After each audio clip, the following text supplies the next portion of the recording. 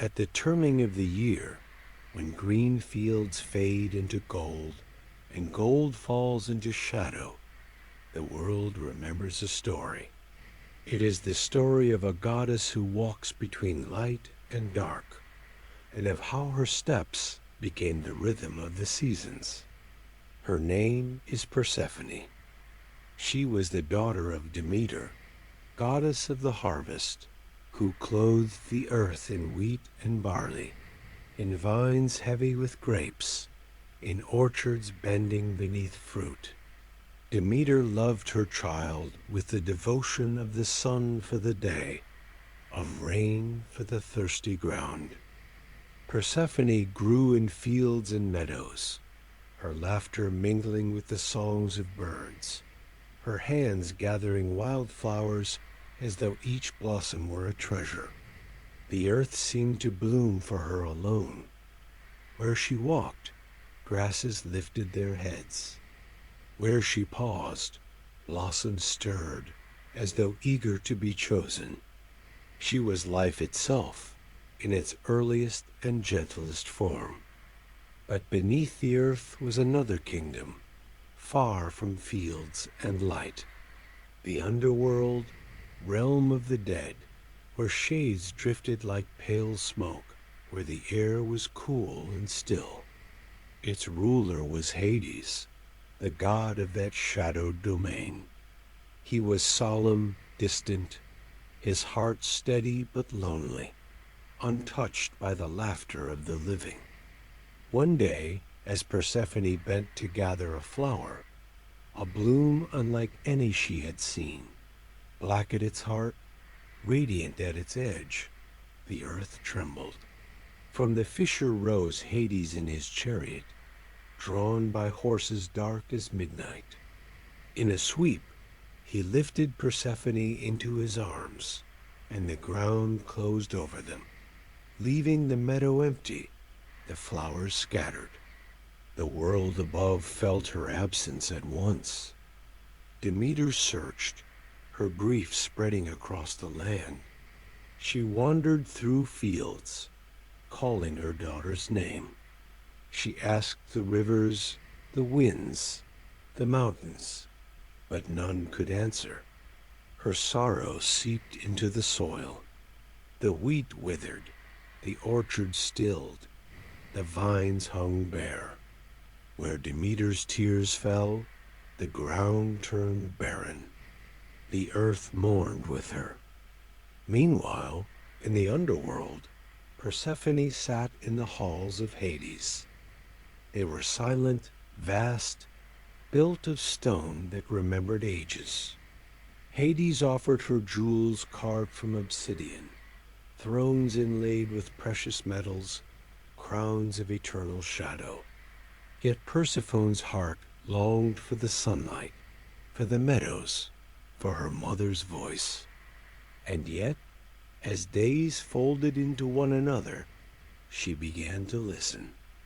She listened to the quiet murmur of rivers flowing beneath the ground, to the voices of shades recalling their lives, to the stillness that was not empty, but full of memory.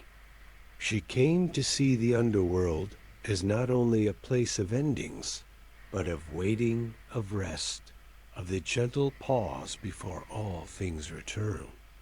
Even so, her heart was divided. She was drawn both to the warmth of the sun and the stillness of the shadow. Above, Demeter's grief had become unbearable. She went to Zeus, king of the gods, and pleaded, "Return my daughter," she said, "or the earth will starve, and mortals with it."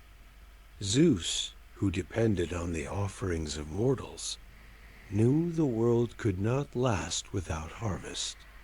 He sent his messenger, Hermes, fleet-footed, to carry the word to Hades. Hades, hearing the command, did not resist. But before Persephone left, he placed before her a single pomegranate. Its seeds glowed like rubies in the dim hall. Hungry, curious, she ate 6, and so a bond was sealed. For in the old laws, to eat of the underworld was to belong to it. When Persephone returned, Demeter rushed to her, and the earth burst into bloom once more. Wheat rose green and tall, flowers shook open their petals, vines curled and swelled with fruit. The world exhaled, but joy was tempered by the truth. Persephone had eaten of the underworld, and thus she could not remain above forever. A pact was made. For 6 months of the year, Persephone would dwell with her mother, walking the fields, scattering blossoms, breathing life into the earth. For the other 6, she would return to Hades, reigning as queen of the underworld, her presence softening its shadows. And so the cycle began. When Persephone walks the earth, spring unfurls. Buds swell, rivers run bright, lambs stumble into fields.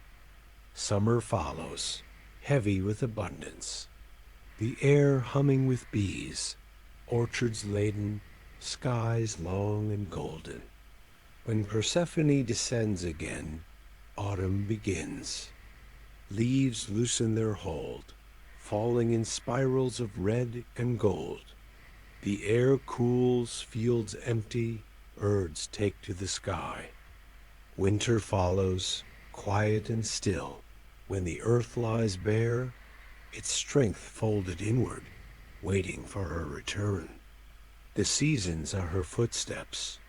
The turning of the year is her breathing. In this story, there is loss, but not despair. For though Persephone must leave, she always returns. Though the fields fall silent, they always bloom again. The rhythm of her coming and going became the rhythm of life itself. Growth and rest, abundance and silence, arrival and return. And so each time you see spring stir, remember her return. Each time you see autumn fall, remember her descent. In both, there is balance, a reminder that even endings are only pauses, that silence prepares the way for song, that winter is not death but rest. Persephone belongs to 2 worlds, and because of her, both are bound together. The living and the dead, the above and the below, the bright and the shadowed. She walks between them, carrying in her steps the secret that all things change and all things return. Tonight, as the earth turns beneath you, feel her rhythm in your own breath. Inhale, spring. Exhale, autumn. Inhale, summer. Exhale, winter. A cycle as old as the world, as certain as dawn. Let the story of Persephone carry you now into rest. For like the earth, you too have seasons. You too have times of blossoming and times of quiet. Both are needed, both belong. Close your eyes. Feel the ground steady beneath you, the sky arched above you. Know that, like Persephone, you are held in cycles older than memory, carried in patterns that endure. Sleep now, and let the turning of the seasons watch over you.